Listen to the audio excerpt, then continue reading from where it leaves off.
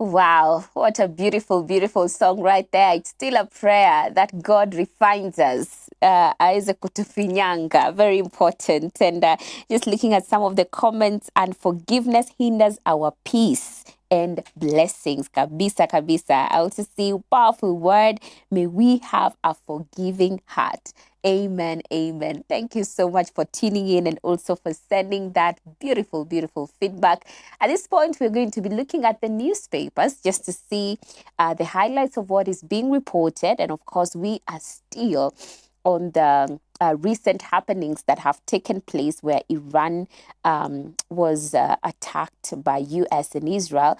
And I see why Ruto took sides on Iran war as Kenya trapped in Middle East speak out. So Kenyans that are trapped in the Middle East are speaking out. It says that after President Ruto's apparent criticism of Tehran for targeting other countries, the Foreign Affairs Ministry has clarified that Kenya is opposed to the spread of violence beyond the main protagonists. So this is a story that has been reported on page 4, 5, 6, 7, and also 20.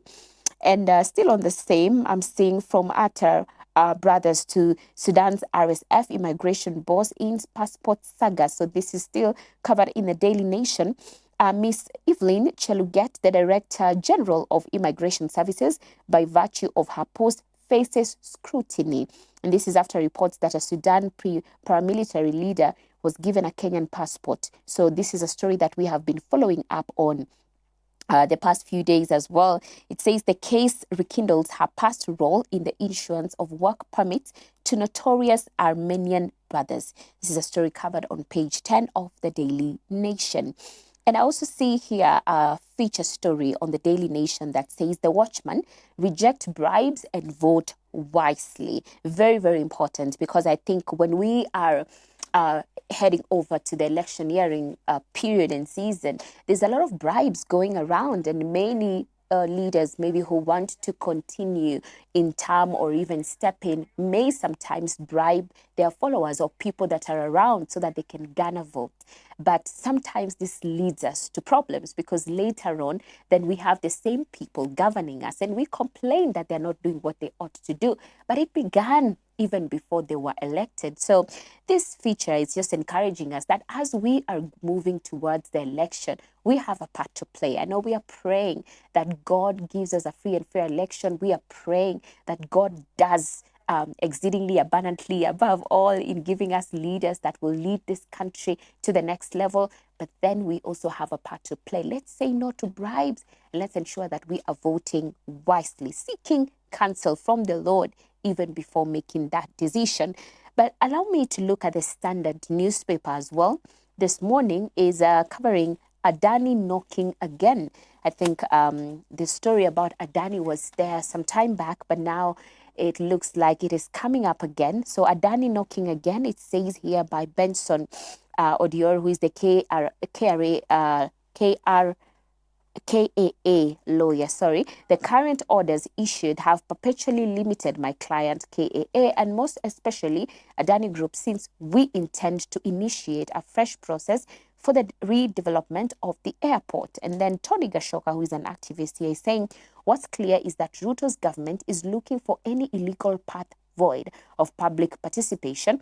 A conservatory order as issued by the High Court is a 360-degree protection of the JKIA from Adani or any other party from touching our airport. So this is Danny Gashoka, who is an activist. And you can look at that story in more details. That is on the Standard. The Financial Standard this morning is covering state asset sale new fodder for Ruto critics. Goes ahead to tell us that opponents argue Kenya Kwanza administration is selling the country's jewels and mortgaging the future of generations. This is page 22 and 23 that is covered. That is on the Standard Financial pullout. And looking at the Business Daily this morning, just to see what is being reported. Here, it's the story that we have been on Iran war. It says Iran war derails talks on 5.6 billion shillings Kenya tea deal that was underway. So negotiations sought to lift export blockade. Nairobi goes slow on fears of upsetting US and Gulf states. quite interesting. So that's where we are. And Joseph Wangui has given us a good elaborate feature on that, and you can look at that story in more details. He goes ahead to say that the joint committee was expected to develop a framework to restore trust, enforce quality standards, and facilitate the resumption of tea exports within the 60-day deadline. But the embargo has significantly impacted Kenyan tea farmers and exporters financially, intensifying calls for swift. This is a story covered on page 2. You can look at it. And I see here a life story, how I found healing in gardening after husband's paralysis. This is quite interesting. Look at that story on page 19.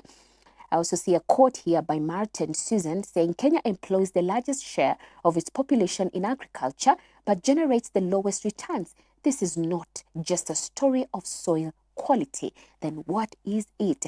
Look at that feature on page 9. And that's it for our newspaper review, just giving us the highlights of what is being reported. Let us keep praying for these nations that are at war in this season, because these are things that Jesus told the disciples, that in the last days there will be wars and rumors of wars.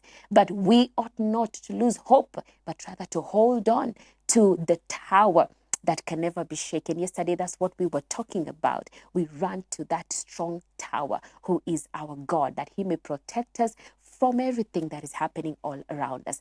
Let's keep praying for our nation and also beyond. Let's have a look now at the video of the day.